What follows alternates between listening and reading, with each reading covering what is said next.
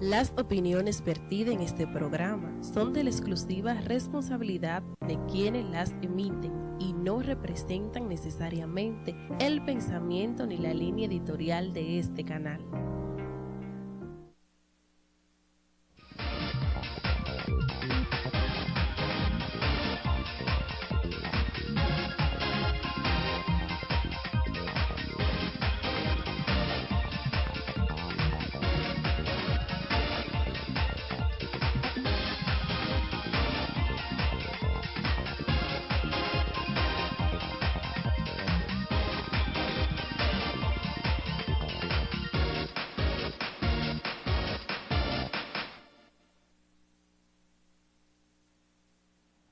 Saludos y de nuevo con una otra entrega de nuestro programa Diálogo Familiar que se transmite todos los sábados de 9 a 10 de la mañana por Telebahía, Canal 24 de Aster, y es diferido los domingos a la misma hora por este mismo canal y además por DGM TV, Canal 74 de Claro TV, lunes, martes y miércoles a las 9 de la mañana y 5 de la tarde. Nos alegramos de que estén con nosotros de nuevo y hoy les prometemos otro interesante programa, ya que tenemos a una querida amiga invitada, psicóloga clínica, que nos va a hablar de un tema muy poco común que se ha abordado en los medios de comunicación sobre conociendo el duelo.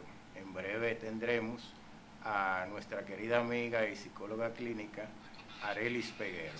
Antes queremos comentar brevemente, porque queremos dedicarle el mayor tiempo posible al tema de conociendo el duelo.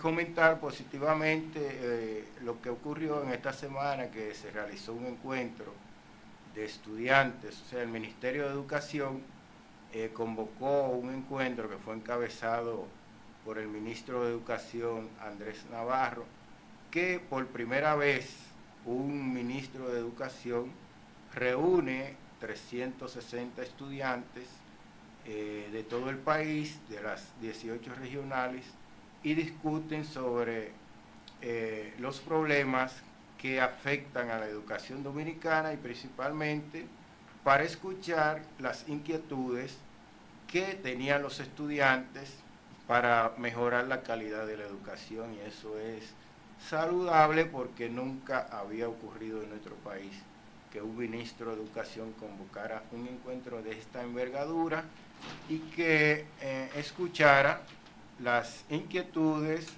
las propuestas que tienen los estudiantes para mejorar la calidad de la educación. Así que ojalá este tipo de encuentros se mantengan y se repitan en los años que vienen, ¿no?, escolares. Pero sobre todo que lo que se decida ahí las sugerencias de los estudiantes sean tomadas en cuenta, como ha prometido el ministro de Educación, Andrés Navarro, por lo que seguimos saludando ese encuentro y que sigan convocando. Y también que se puedan hacer de manera regional para así llevar las inquietudes al encuentro nacional que se realice. Porque saludamos de nuevo esa actividad. Y ya tenemos con nosotros a nuestra querida amiga Arelis Peguero, psicóloga clínica, que nos va a hablar sobre conociendo el duelo. Vamos a tocar también lo relativo a las pérdidas y sobre el luto, que es algo que afecta, ¿no? Siempre ha afectado a toda. No hay ninguna familia que esté exenta de esas situaciones lamentables. Así que bienvenida, Arelis, y este programa es tuyo. Y nos gustaría comenzar, porque hay un término o una especialidad que quizá no es muy común, que hasta a mí me sorprendió, que es la tanatología. O sea, tú tienes una especialidad, eres tanatóloga, y nos gustaría comenzar por ahí. O sea, ¿qué es la tanatología, Arelis? Bueno, primeramente, buenos días, tanto a ti como a todo el público que sigue tu programa, el cual entiendo que es de mucha ayuda y beneficioso para la familia dominicana. Gracias por la oportunidad de compartir contigo y con ellos los temas que vamos a tratar en el día de hoy. Pues tal y como dice, soy psicóloga clínica y hice una especialidad en tanatología recientemente finalizada. Y para aclarar un poquito o explicar un poco en qué consiste, pues la tanatología, lo primero es explicar el origen de la palabra, que viene del latín thanatos, referente a la muerte, y logía, estudio o conocimiento, ¿verdad? Entonces es una parte, es una ciencia que estudia todo lo relativo a la muerte. Originalmente pues empezó tratando prácticamente de manera exclusiva lo que era la muerte y el acompañar a personas que estaban en proceso de morir. Ya al día de hoy esto se ha ido ampliando, es mucho más diversificado, ya que trata no solamente el tema de acompañar a la persona en el proceso de morir, sino también todo lo relativo a las pérdidas, a los duelos, acompañamiento a los parientes que tienen sus enfermos, ¿verdad?, en su casa y que pasan o atraviesan por este proceso. La tanatología también permite trabajar de manera triangular, pudiéramos decir, ya que no solamente trabaja con el enfermo, con la familia, sino también que se integra con todo lo que es el personal médico de enfermería, para desde esa posición de tanatólogo, pues trabajar todo lo relativo a lo que vive la persona, porque cuando la persona enferma, no enferma el corazón, no enferma la mama de la mujer cuando tiene cáncer, no enferma una parte de su cuerpo, la persona enferma completa. Entonces justamente el tanatólogo está ahí para darle esa dimensión completa de lo que es el ser humano, desde el aspecto físico, emocional, psíquico, cognitivo, y justamente para eso es que estamos llamados los tanatólogos. También el tanatólogo se involucra en lo que son los cuidados paliativos, que lamentablemente en este país no están extendidos como están en algunos países de Europa y Estados Unidos. Escúchame, Arelis, ¿a qué se le llama cuidados paliativos? Fíjate, cuando en medicina el médico establece ya no hay nada que hacer porque la persona está con una enfermedad terminal. Una enfermedad terminal, que la persona está prácticamente, como se le dice, condenada a morir. Médicamente no hay muchas alternativas por hacer, sin embargo, desde la perspectiva tanatológica, entendemos que sí hay mucho por hacer, que justamente en ese momento es que nosotros tenemos actividad y el propio ser humano, elevando lo que es esa dignidad que se tiene, independientemente de la condición en la que uno esté, de enfermedad, de gravedad, siempre hay algo por hacer conservando la dignidad del ser humano. Entonces los cuidados paliativos buscan esto. Si ya la medicina no puede hacer nada para recuperar la salud, que es lo que se busca o los pacientes buscan y los mismos médicos buscan, desde la tanatología buscamos esa cura de alma, esa posibilidad de que la persona pueda subsanar todas las condiciones emocionales que tiene, darle niveles de satisfacción que antes no podía tener, ponerlo en paz, que sane situaciones emocionales, que se le pueda tratar a nivel del dolor, que afecta mucho en pacientes terminales con una enfermedad incurable, y desde esa perspectiva, pues que tenga una muerte lo más digna y en paz posible. Pero también en el caso de los familiares, ahí entra también es el trabajo de ustedes, ¿no? Porque independientemente del trabajo con la persona afectada, con la enfermedad terminal y el dolor, como tú decías, también está el dolor de los familiares cercanos, ¿no? que sufren y que no quisieran nunca ver ese día final de su pariente, ¿no? De que muere. Sí, ese es uno de los elementos más importantes del tanatólogo también, porque trabaja con los parientes. Te voy a hacer un poquito de esbozo en términos de por qué pasa esto y que es algo natural, no es un asunto de de uno cuestionar o criticar al pariente o a los familiares. Siempre queremos estar con nuestros familiares, siempre queremos hacer el último esfuerzo, siempre queremos llegar hasta donde sea posible llegar por preservar la vida de nuestros parientes, porque son, como nosotros los entendemos, nuestros.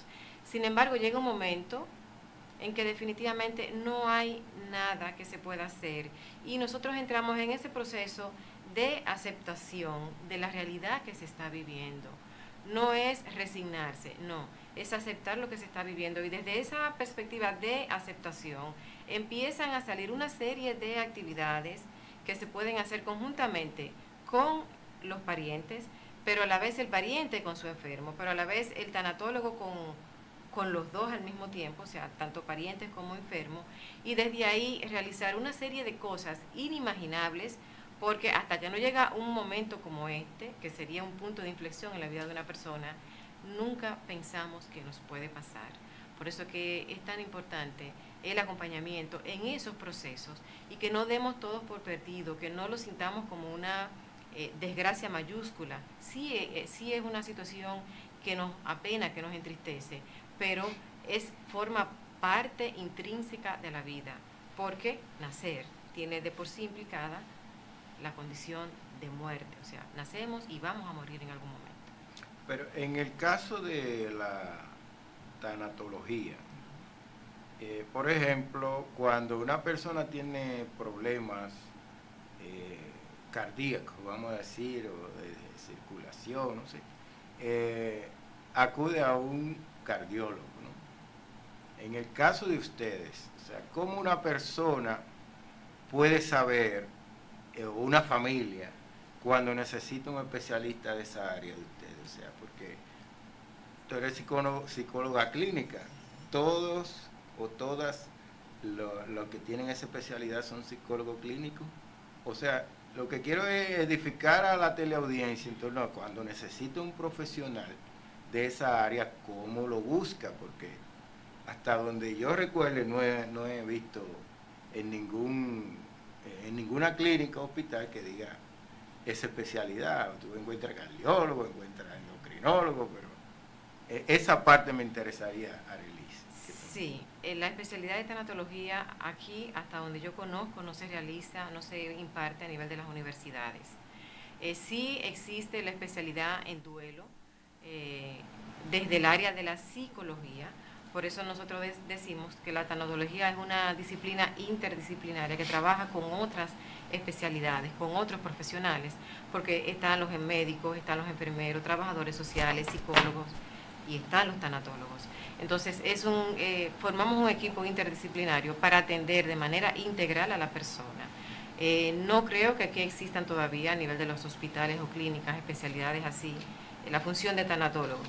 Sin embargo, el psicólogo especialista en duelo está llamado también a trabajar con esto, porque el tanatólogo se especializa justamente en eso, en el duelo, en lo que la persona está empezando a perder o está perdiendo con una situación de enfermedad grave, con una situación prácticamente que le está poniendo de frente esa condición de que va a morir en un momento determinado. En estos casos, ustedes manejan el término de las pérdidas. O sea, ¿qué significa pérdidas y cuáles son los tipos de pérdidas en estos casos? Bueno, yo quisiera también ampliarte un poquito, porque tal y como tú decías al principio, estos son temas que no se abordan, que no se manejan y que hay mucho desconocimiento. Me gustó mucho, para conectarte la respuesta, un comentario que hicieron unos panelistas que trajiste aquí hace creo que 2 semanas, que eran psicólogos y trabajaban así a nivel de la familia, que decían que esta sociedad es una sociedad que está hecha para la persona adulta. Entonces, los niños pasan mucho trabajo en sociedades como las nuestras, porque es una sociedad muy adultizada. En el caso específico de las pérdidas, nosotros empezamos a tener pérdidas desde el momento en que nacemos. Uno pudiera sorprenderse, ¿cómo es esto? ¿Por qué esto es así? Sencillo. Si uno se pone a pensar en ese proceso de nacimiento, cómo estaba la criatura en el vientre de la madre, totalmente acomodado, alimentándose de una forma diferente, respirando también de una forma diferente, con un latido del corazón de la madre que que le decía, que le conectaba a la vida, acolchadito en ese espacio ahí tan cómodo como lo es el vientre de la madre. Se da ese proceso de nacimiento y el niño empieza a entrar en contacto con una realidad totalmente diferente a la que él conocía. Entonces, desde ese momento nosotros empezamos a tener esas condiciones de pérdida. Y para resumirte qué quiere decir pérdida, así en sentido amplio, es cuando nosotros se nos priva o cuando tenemos la carencia de algo que entendíamos nuestro, algo o de alguien. Entonces, usualmente la pérdida se asocia a la pérdida de personas, pero también existen pérdidas relacionadas con cosas materiales o incluso con partes de nuestro cuerpo, pero también existen pérdidas relativas a esa parte emocional de nosotros. Perdemos una relación, están los divorcios, tenemos problemas con un amigo, perdemos la confianza, por ejemplo, de una persona a la que sentíamos bastante cercana a nosotros. Esas son todas pérdidas emocionales que nosotros vivimos. Hay pérdidas que son totales, que tienen que ver con la vida. Hay pérdidas materiales, como yo te decía, se incendia mi casa, la pierdo, me roban el auto, eso es otro tipo de pérdida. Hay pérdidas relativas al ciclo propio nuestro, vital. Te oí decir en un programa recientemente, no, porque mi niña, y luego dijiste que tiene ya creo que 18 años, y la doctora Carmen te decía, no, pero no es tan niña. Bueno, tú sigues aferrado a esa idea de tu niña, sin embargo ya es una adolescente, ya es una adulta. Entonces, ese ciclo vital que nosotros vivimos desde la niñez, adolescencia, adultez, ya luego vamos perdiendo facultades, ¿verdad?, propias de nuestro ritmo vital, hace que a lo largo de nuestra vida vivamos pérdidas, y es necesario siempre que tengamos en cuenta la necesidad de tener un trato afable, acogedor siempre con el otro, desde la perspectiva de que siempre estamos expuestos a vivir pérdidas de una o de otra manera. Bueno, según tus explicaciones, tú eres la televidente número 1 de este programa porque has citado varios programas. Entonces, tal como le decíamos en la presentación, que es un tema muy interesante, además de que no ha sido abordado, no es abordado comúnmente, y ahí radica la importancia de tu participación. Vamos, con el permiso de la teleaudiencia, a hacer una pausa y en breve retornamos.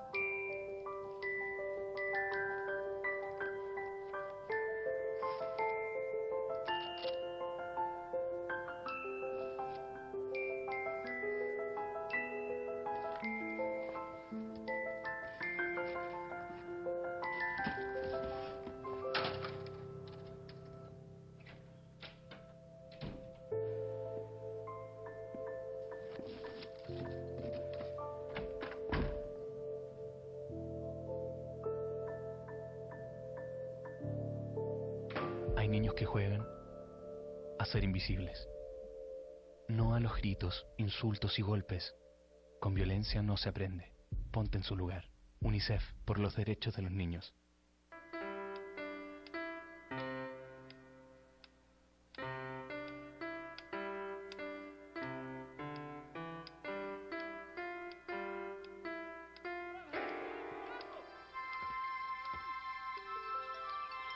Luego ese piano.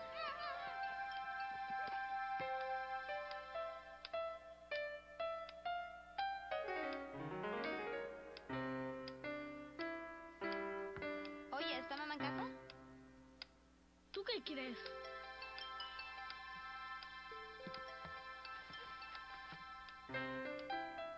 La familia. Eso suena mucho mejor. ¿No es hora de darle su tiempo? Muy bien, ya pueden ir a jugar.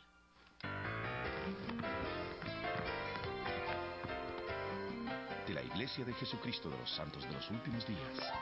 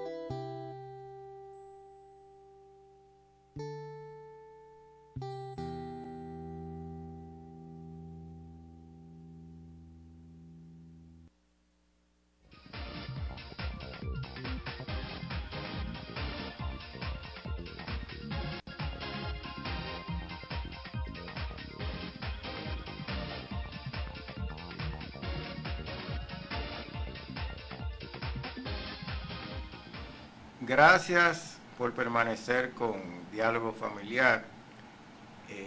Seguimos esta interesante entrevista con Arelis Peguero, psicóloga clínica, con quien estamos conociendo sobre el duelo. Arelis, en el caso de específico ya, para ustedes, ¿qué es el duelo? Bien, como hemos estado diciendo en el segmento anterior, el ser humano está expuesto a vivir pérdidas desde el momento incluso de su propio nacimiento, pues hasta la pérdida mayor, que es cuando llega la muerte, ¿verdad? Estas son pérdidas que nos acompañan a lo largo de nuestra vida. Entonces, cuando tenemos una pérdida significativa, la forma en que la persona elabora esa pérdida, a esto se le llama duelo.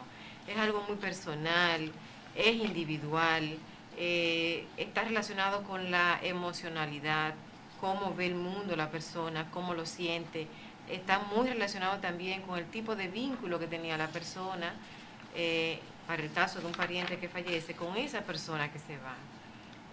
Por esto que nosotros decimos que el duelo no puede ser definido como algo que le pasa a todo el mundo de la misma forma. Eso es un error, porque todas las personas somos diferentes, todas las personas tenemos esquemas mentales, pensamientos, vivencias que nos hacen únicos, y justamente esa unicidad de cada persona es lo que determina el duelo.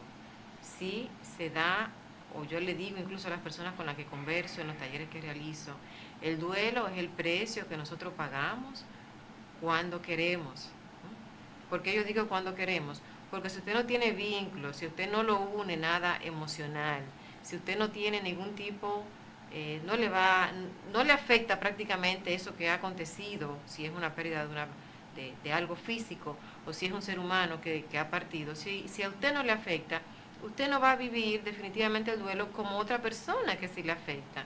Entonces el duelo es un proceso personal, particular, que merece mucho respeto por todas las personas, pero sobre todo por el profesional que acompaña a quien vive ese proceso de duelo.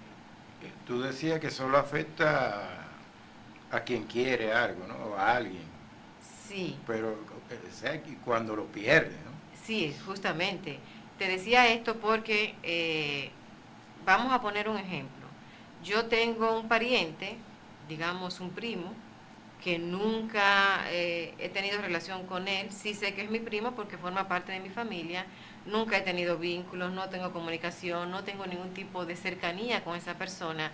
No es posible que esa muerte de esa persona me afecte a mí como el hijo, por ejemplo, de ese primo. Pero tampoco es posible que me afecte a mí como le afectaría a un hermano mío si tuviera una relación de cercanía o de hermandad con ese primo. Entonces, por eso es que nosotros decimos que independientemente de que seamos, para aterrizarlo un poquito más, se da mucho, por ejemplo, en el caso de los hijos. Cuando muere un padre, se quiere que todos los hijos vivan el duelo de la misma forma, y no es posible, porque el padre no se lleva igual con todos los hijos, por diferentes circunstancias de la vida. no hay el mismo vínculo, no hay la misma relación, no hay el mismo nivel de comunicación, no hay el mismo nivel de empatía. Entonces, por eso es que el duelo definitivamente es un proceso personal y que depende del vínculo o de la relación que se tenía con esa persona. Sí, porque puede ser que un hijo o una hija sea más apegado a su papá o a su madre, también se da el caso, ¿no? Que otros.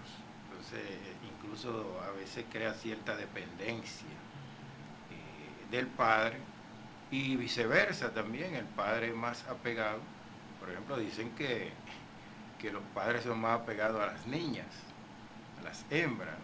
En mi caso parece que se da un caso parecido, ¿no? Porque yo solamente tengo una hembra.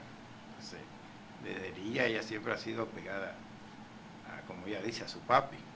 Digo, mi niña de 18 años, ¿no? Que para nosotros siempre son niños o niñas, ¿no?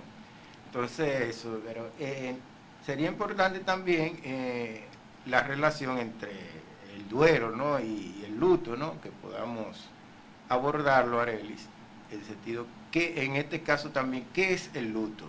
Sí, pues para seguir edificando a los televidentes y que quede un poquito así como claro los conceptos, dijimos que pérdida es todo de lo que se nos priva, que entendíamos o que formaba parte de nosotros, ¿verdad? El duelo es la forma en que yo vivo, la forma en que se manifiesta eso que he perdido, que es muy personal, es muy particular. Y ya luego el luto tiene que ver más con ese contexto social, cultural, que se ve.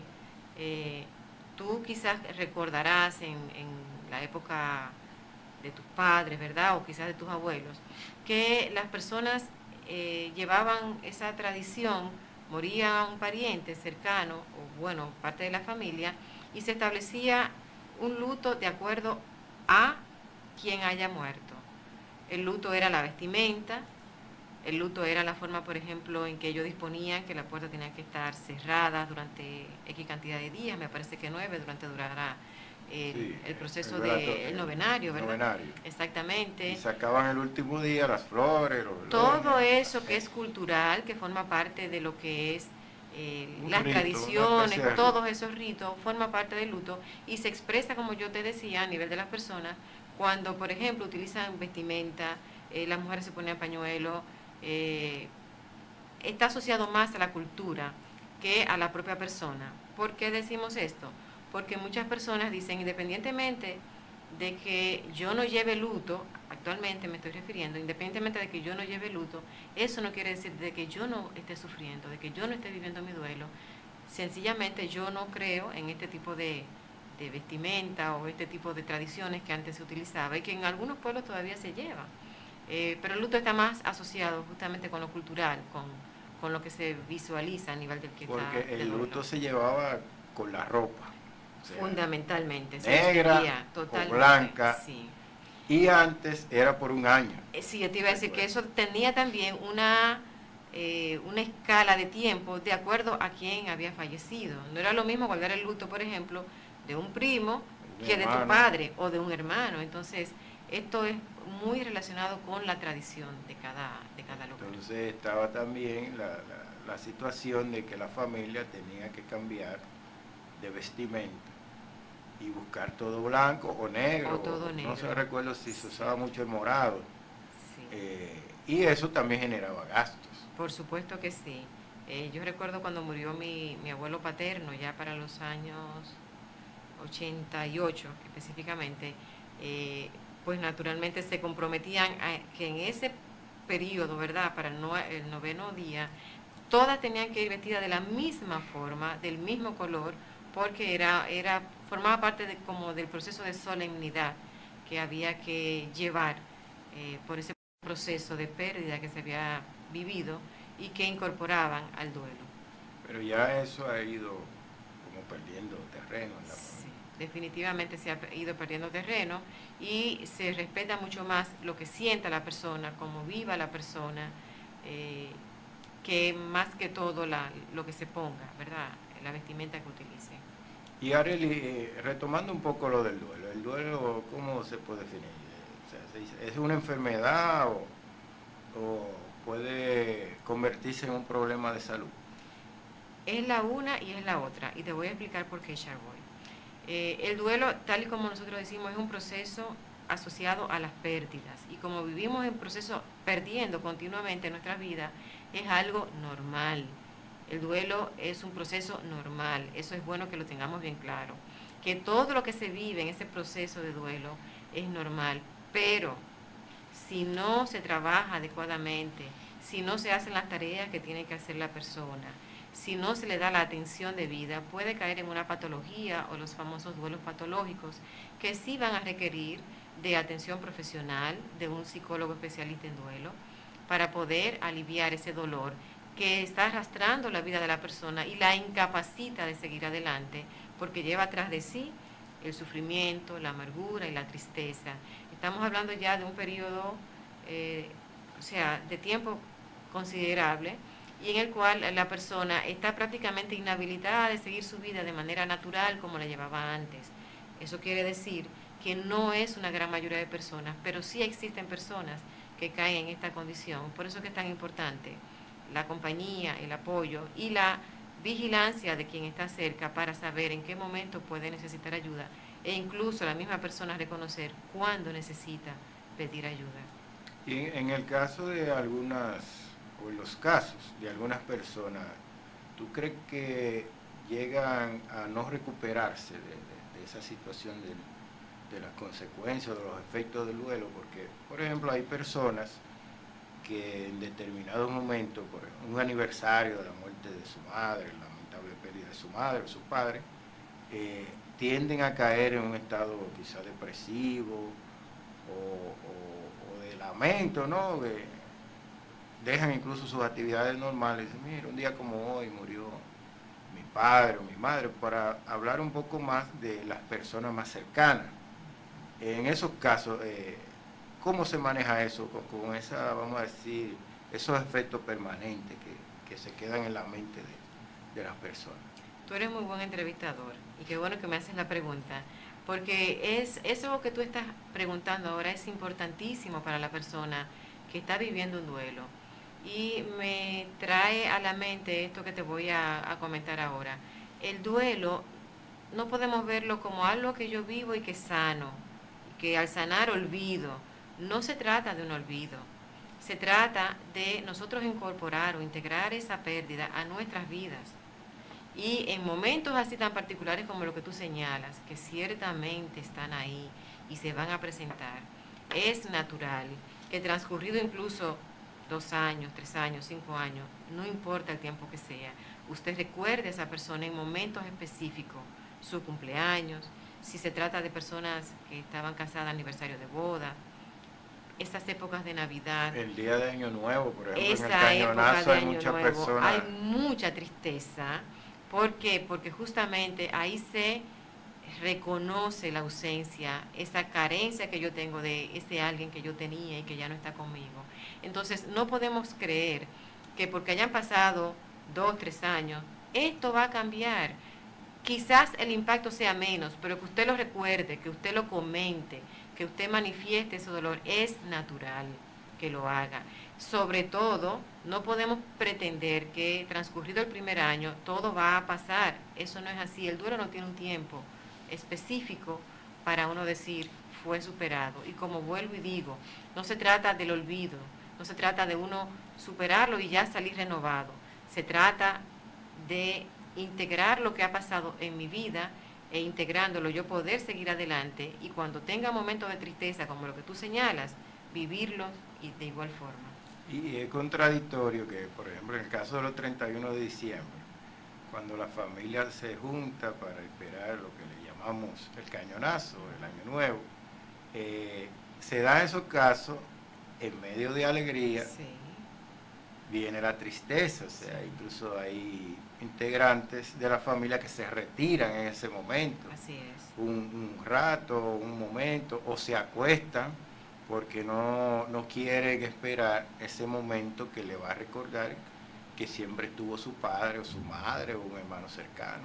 Entonces, esos casos se dan en esos días especiales. Se dan mucho, y quien está acompañando, quien está con la persona, debe de reconocer que eso es natural, no desesperarse, porque muchas veces lo que nos pasa a nosotros cuando tenemos un pariente en esa situación es que como no queremos exponernos a la tristeza, como no sabemos manejar esa tristeza, sencillamente queremos que desaparezca y no le queremos dar paso a ese sentimiento que está viviendo ese pariente que tenemos al lado, porque como tú decías, es como contradictorio que en un momento de tanta felicidad, de tanta alegría como el Año Nuevo, venga este elemento de tristeza a perturbar, como se pudiera entender. Y que no se le vea, entre comillas, como un aguafiesta, ¿no? Exactamente. O sea, pero mira, ya fulana, tantos años han pasado. Tantos años han pasado y mira, yo estoy bien, fulanito está bien, aquel está bien, ¿y por qué tú? Bueno, por lo que decíamos al principio, todos somos diferentes. Y el duelo es personal, es particular, no tiene tiempo, individual, y se debe respetar. Bueno, con tu permiso, Arelis, y de la teleaudiencia, vamos a otra pausa y retornamos en breve.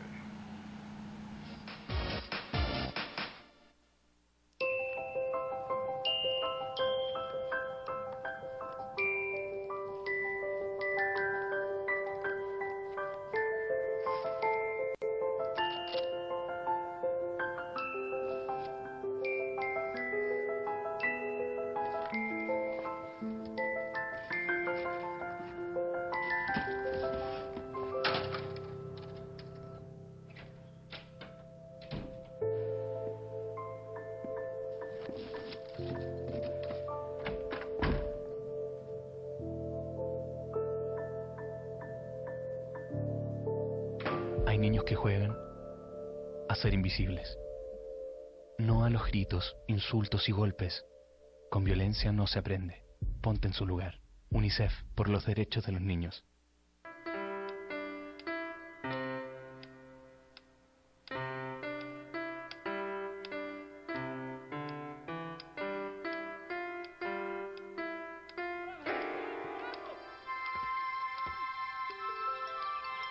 Luego este piano.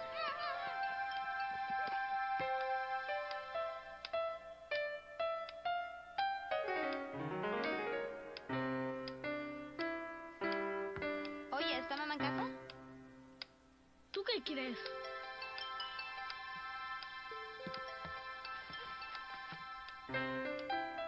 La familia. Eso suena mucho mejor. ¿No es hora de darle su tiempo? Muy bien, ya pueden ir a jugar.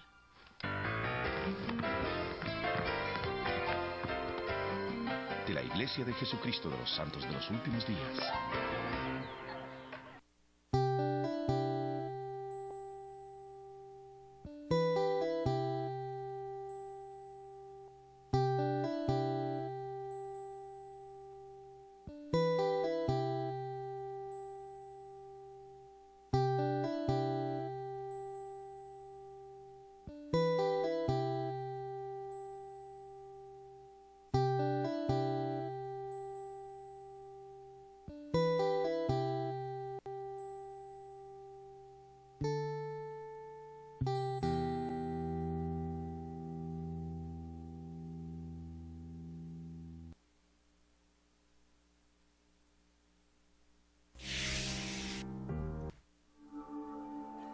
Telebahía, el canal de Santo Domingo.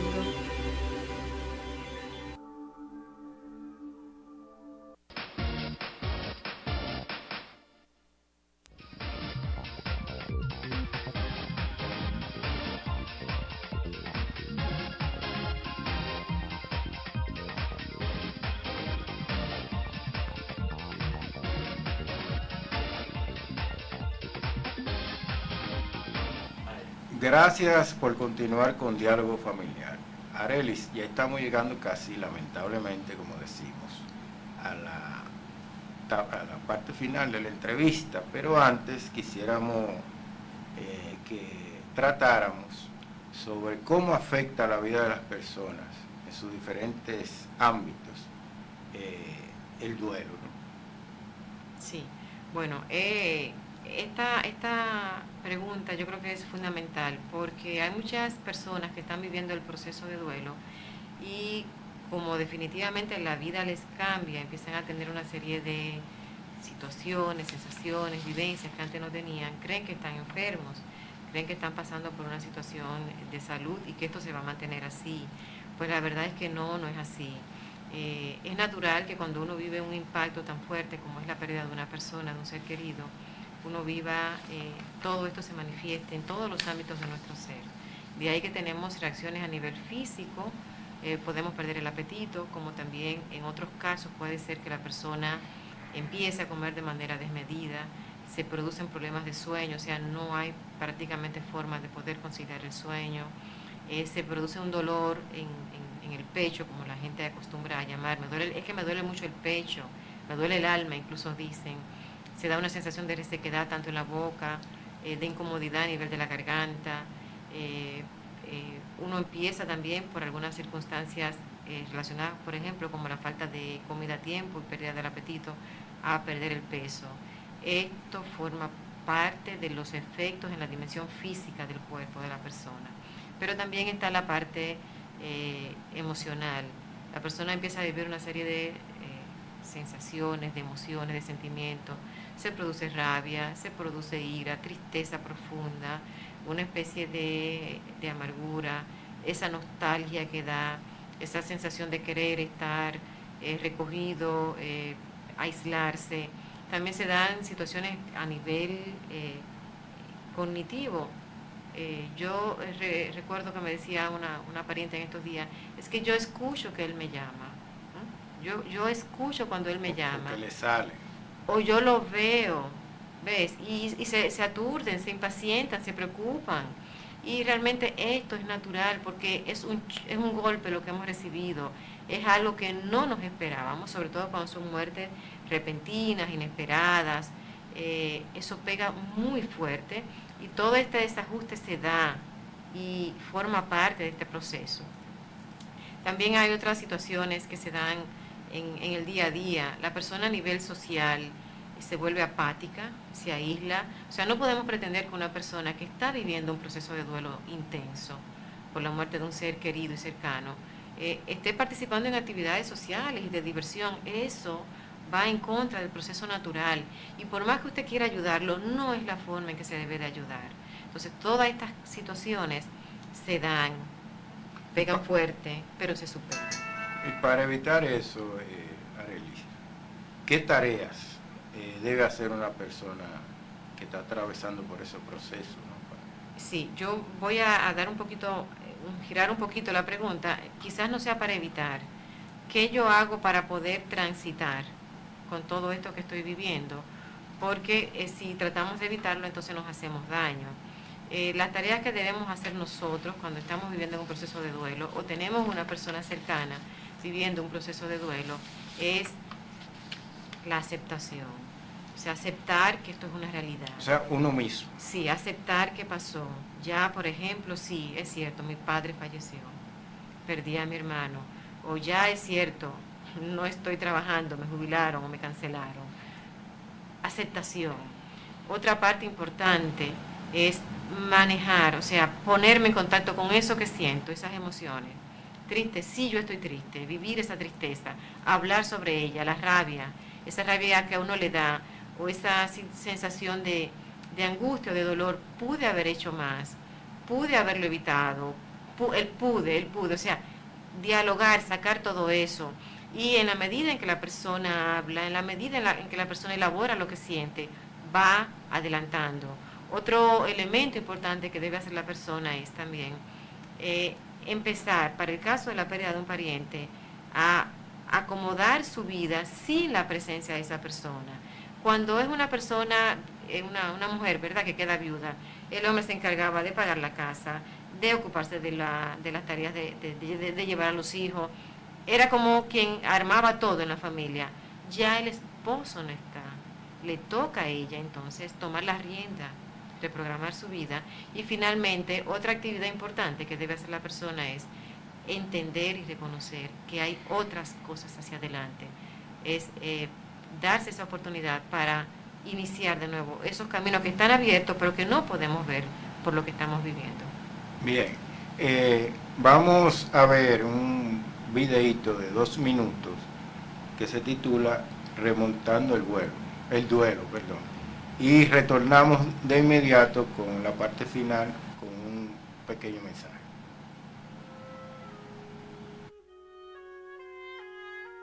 Llega el día. Con la claridad del amanecer, percibimos las cosas, las personas que tenemos alrededor. La luz nos muestra lo cercano, el detalle, los colores.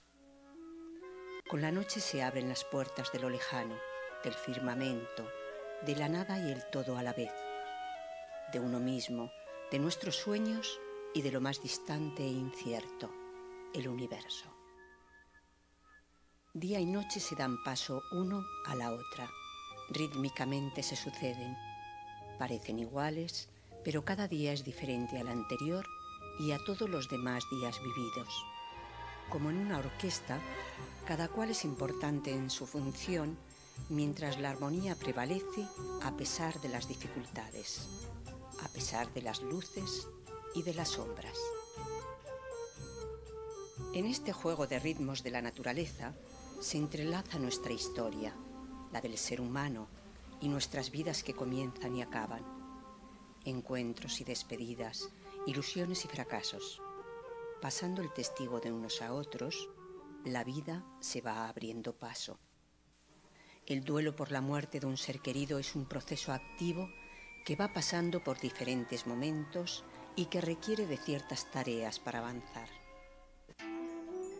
Este tipo de duelo comparte mucho con el producido por otras pérdidas relevantes como la del trabajo, la vivienda, un divorcio o fracasos importantes.